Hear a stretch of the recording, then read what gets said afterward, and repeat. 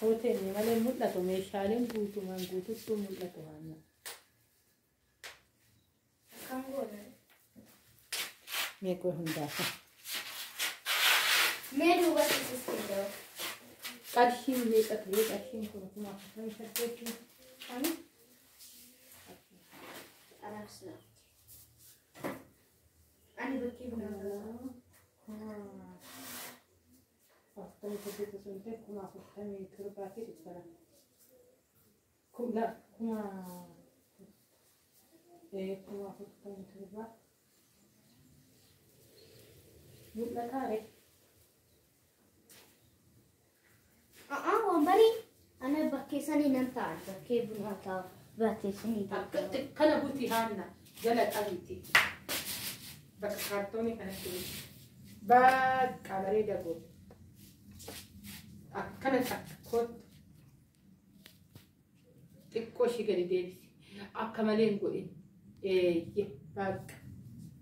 Gottee ta'e. Stand up. Maali? Ni ta'u ana janta. Bakka bunaamu. Maaloo haanna haasaa dagalee ta'a. Kaameraan taa'e. Bakki sanii ta'a. Akkana buti xiqqoo kaameraan akka malee akka fagaa. Geete haasa dagalees ta'u. Maal ta'a?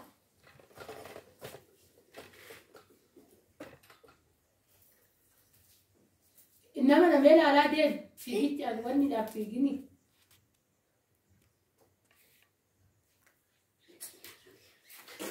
Achi gaafatti sharraa dhalatti nama. Isheen Gadi qabi xiqqoo ishii. Xiqqoo. Bakka.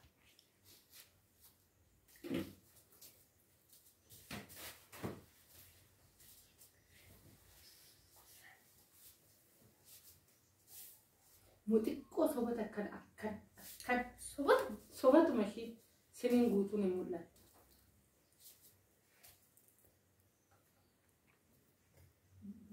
Mee gallakkisee akka fi xiqquma ishii kana gadi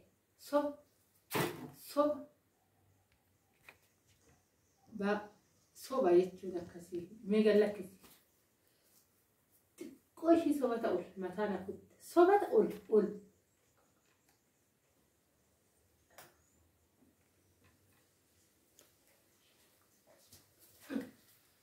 mataan beelee kuma si mul'ate irraan itti harkaaffate.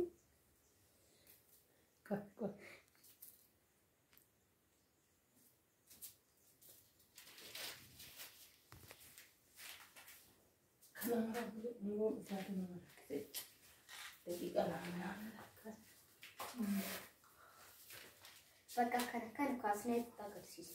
Biradistiin numaa gonkumaa mul'atu. Biradistiin. Ashama harka fuunii akkam jirtanii kabajamtootaa fi jaalatamtoota chaayinaa laayyaan tu'a sallaa jalatti argamtan nagaan ko bakka itti sinaa qaqqabu siniin jechuun jaaladha. Hanna wayyaan ta'e gabaabdudha. Mee Ashama harka fuunii akkam jirtanii kabajamtootaa fi jaalatamtoota chaayinaa laayyaan tu'a sallaa jalatti argamtan nagaan ko bakka itti sinaa qaqqabu siniin jechuun jaaladha. Baga jiraatanii baga eegamtanii yoo na eegan. Egaa kaan obboleettiin keessan nagaa guutuun qaba. Nagaan na bira jiru isin bira akka jiru abdiin qaba. Har'a buna daraddaraddee too jira garuu kaameraan meeshaalee guutuu isinitti mul'isuu baate kaameraa ofirraa garagalchee tanan dhumarratti viidiyoo kaameraa guutuu isaa meeshaalee har'a qarshii 47,000 fi 200 bitame isin biraan gahaa erguyyuu hin naqinaa isiniin jechuun jaaladha. Meeshaaleen kun maaliif tokkoon isaa isinitti agarsiisa jechuudha. Kaameraa ofirraa garagalchee warri chaayinaa laayyaan tu'a sallatti faarawaa taatan dhugaarratti sabiskiraabii godhummaatii keenya ta'a. Warroonni immoo nufana turtii gootan hedduu tokko galatoma. Warroonni immoo meeshaalee kana xalalachuu barbaadan dhugaarrattan bilbilli keenya jalqabuma irrattan isinitti himaa duwwaa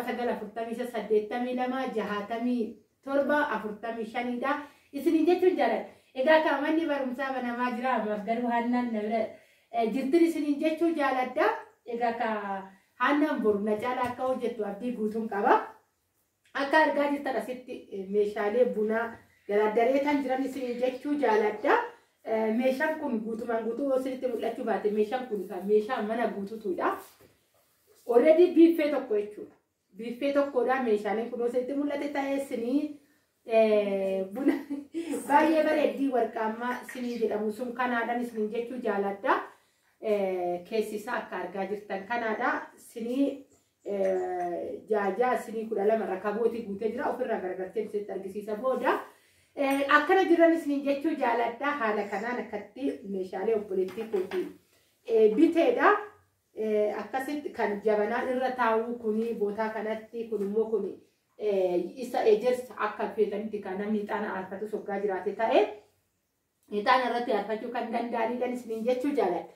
Meeshaalee kana ofirraa garagalcheen isinitti argisiisan guutumaan guutuu isaatitti isiniin jedha akkasitti argitan isa kana jookii kun jechuudha. Jookiin kun warqaammaa jook jedhama. Wanni meeqa burcuqqoo 6 wajjin jiru baay'ee xakkaarraa fi ulfaataa kan ta'edha jechuudha. Hundumaa ol dhugaan isiniin jedha burcuqqoon isaa yeroo kana keessa burcuqqoon akkatti ulfaatan bahuun isaanii baay'ee nama ajaa'ibu. Burcuqqoon kun baay'ee ulfaata. Burcuqqoo meeqa qaba? Burcuqqoo 6 qaba.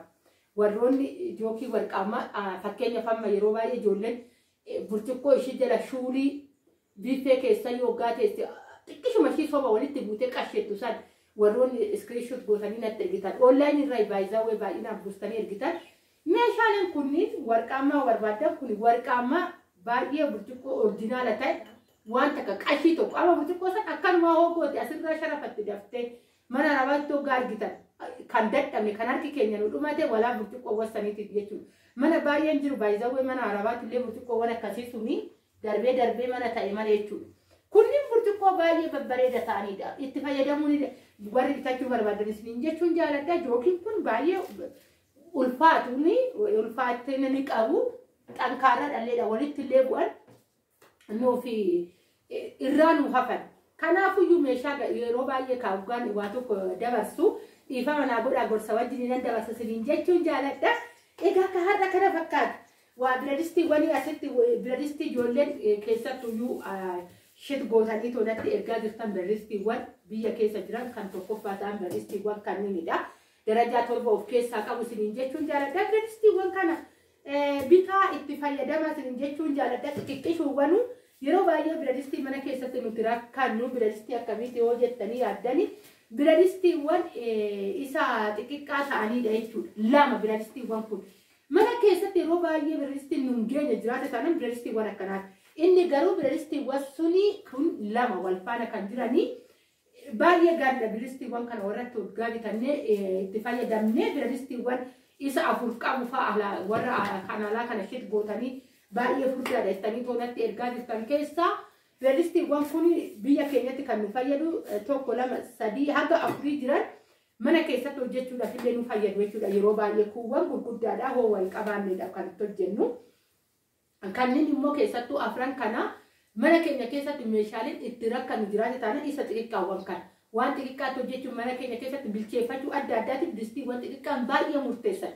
Ani dubartii biyya keessaa waan ta'eef waan goda keessa jiru isinitti himaatoo jira. Warroonni biradistii 4 gurguddaa bichaa gaafattanii kana nuu gaafadhu jettanii kan isiniin jechaatoo jira. Biradistiiwwan kun amma darajaa 7 darajaa 4 yeroo kamuu itti hojjechuu kan dandeessan. Immoo darajaa 1 2 3 4 kana mooyyuu lakka 3 kan yeroo kamuu hojjechuu dandeessan soorii. Kan 4 kana immoo jajjabaadha gurguddaadha yoo waa qabaattan kan itti hojjechuu dandeessan. Kaameraa ofirraa garagalcheen isinitti argisiisa. Ni jira meeshaaleewwan mana guutuudha hundi isaatu isiniin jechuun jaaladha. Kunniin immoo warroota kan biiffeetii hunda isaatu kaameraa ofirraa garagalchee isinitti argisiisa. Isiniin jechuun jaaladha. Akka argaa jirtan asitti illee biradistiiwwan isa kan shaklaadha. Biradistii shaklaa ta'anii kunuuti kan afurii maxxamashaan isaa bakka kana jira. Isiniin jechuun jaaladha. Maxxamashaa isaa wajjiniin walitti kun 1 2 3 4 maxxamashaa wajjiniin 5 jechuudha. Akka argaa jirtan maxxamashaawwan kun biyya keenya keessatti baay'ee barbaachisaadha mana kamittuu. Hatta dabalataan odoo bitannee ni quufamu. Maaliif wantoota dafanii itti hojjetan hatta waxi illee jechuudha. Shiroo taagaabii akka ani baay'een jaaladha. Baay'ee akka waan mana hoteelaa bichaatti nyaatanitti fakkaata taagaabii. Ani mana keessatti taagaabiiwwan hojjedhaa shiroo baay'inaan jechuudha ofii keenya yeroo hojjetan. Maaliif ni mi'aa dhama wayii qaba. Kanaafuyyuu waan akkasiisa shiroo akkasiisa mana keessatti hojjetachuu ni dandeessanii. Silindarii bichaa miti immoo kan maxxamashaa irratti hojjechuu dandeenyu jechuudha. Kan hojjechuu dandeenyu buttaa gaaziin ni jira. Yeroo kana keessa yoo silindarii illee humni keenya dadhabee buttaa gaaziin abbaan minijaa tokko hin jira. obboleettiin koo xalabattee jirti sasanillee yeroo viidiyoo meeshaalee ishii xumure isinitti argisiisa. Minijaa tokko irratti illee kana wanni maabiraatti lokkofattanii ittiin hojjetachuu dandeessu isiniin jechuun jaaladha. Waa maankolee fa'aatuyyuu bakka kana jiru. Maankaan kana bichaa miti shuukkawwan ishiitiin jiru. Hundaayyuu meeshaalee rabbiin nagara naa galchu meeshaa mana guutuudha jechuudha. Obboleettiin keenya kan bitatte kun meeqaan bitame qarshii meeshaa mana guutuu kun hojjetanii tola gaafattan kaakuma dura dubbadhee qarshii 47,000 fi 200 bitamedha jechuudha. Meeshaaleen kun baay'izawwee halbee waa'ee halbee dubbatiin hin darbine keessa halbeen kun as kun ishigiidha. Halbeewwan kaartoon isaa sinitti argisiisa. Ishigiidha halbeewwan kun kan keessa jiran jechuudha. Meeshaaleen kun maal of keessaa qaba yoo jettanii soraattan ishee dinnicha ittiin faaqan kan lafatti bitanis zaagdi ijoollee. Ishigii karaa kan hoggaa bitan kan akkatti ittiin faaqan ni qabdi isiniin jechuun jaaladhaa. As keessa kan wanti baay'eetu jira kan ittiin diizaayinii ittiin baafatan hundatuyyuu as keessatti jira. Kaartoon isaa sinitti argisiisa isiniin jechuun jaaladhaa. Kana kanaa kan hoggaa bitan kan mana arabaatti akkanatti dinnichallee ittiin faqaqanii fakkeenyaaf biyya keenya keessatti maal hojjechuudhaaf buuphaa xabbasachuuf dinnicha faqaqanii akkatti ittiin faqaqanii kaarotii faqaqanii ittiin hojjetamuu ni danda'a. Gaafa tokko hojjedheen isinitti argisiisa jechuudha. Buuphaa haala san hojjedheen isinitti argisiisa guyyaa tokko. Egaa baay'ee kichiinii keessa hojjedhee isinitti argisiisaa hin jiru. Yeroo wayii haala mijeeffadhee tan egaa hojiin olii gaffifiiga waan ta'eef kichiin illee dhiisuudhaan inni isinitti argisiisa jechuudha. Fuulduratti isinitti bichaan anuma faana turtii godhaa chaayinaala kana warroonni hordoffii sirriitti qabdan fuulduratti barumsa baay'ee irraa barattu jedheen abdii qaba isiniin jechuun jaaladha. Kanan kaameeraa odoon garagalchiin isinitti argisiisu keessaa jiraate taananii waa'ee meeshaa kanaatidha. Halbee kana irra darbu jechuudha isinitti kan argisiisa. Egaa waa'ee kanaatidha. Ani mul'atu natti fakkaatee taa'ee isinitti argisiisa. Isiniin jedha egaa kan halbeen kun guutumaan guututti meeshaalee isa qartuu irraa jalqabee qaba. Halbeen kunniin meeshaalee qartuu irraa jalqabee qaban isiniin jechuu jaaladha. Halbee xiqqaa qaba, halbee guddaa qaba, qartuu qaba, maqasii qaba. Wanti inni of keessaa dhabe hin jiru isiniin jechuu jaaladha. Meeshaalee kana guutuu isaa isheen kun kanan duratti isinitti argisiise ittiin kan ishigii kana hiiku falijoo. Meeshaaleen abbaadhaa gizee deemu ashagamuu wayyaa kan jedhudha. Kaartoon illee hiiki halbee tokko tokko hin argisiisne. Kanaafan asirra kan jiru isinitti argisiisaa jira jechuudha. Akkanatti bitame isiniin jechuun jaaladha. Bitadhaa warroonni immoo kana yoon isiniin jedhu. Kana yoon isiniin jedhu meeshaa bitaa jechuu osoo hin ta'in itti yaaddanii qarshii keessan laaltanii waggaan galee akka namaatiif itti fayyadamuu qaba. Baay'ee biyya keessatti waan isinitti mujiraate taanan baadiyyaa keessattuu meeshaalee guutuu qaba namni. Biiffeen baadiyyaa jira, soofaan baadiyyaa jira, algaa gaariin baadiyyaa keessatti nuti biyya arabaa keessa immoo zoorree dhamaalee gallee akka namaatitti jiraachuu qabna isiniin jechuufan malee waan qabdan dhadhaa isiniin jechuu kootii miti. Meeshaalee kana waan isinitti beeksisu. Egaa kaabboleewwan kootillee akkuma nama kamitti tuunan jiraadha jedhaniitidha jechuudha kan kuni baay'ee maktafaadha. Akka maktafaan baay'ee guddaa fi ulfaataadha. Maktafaan kun isiniin jechuun jaaladha.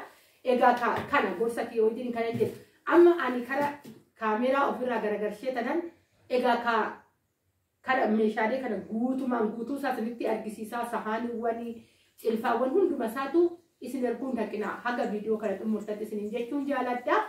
Kana meeshaalee ani asumarratti meeshaa garuu dugda duuba meeshaa isinitti argisiisaa sirbaadhaan dubbadhaa turtii anuma faana godaan isiniin jedha.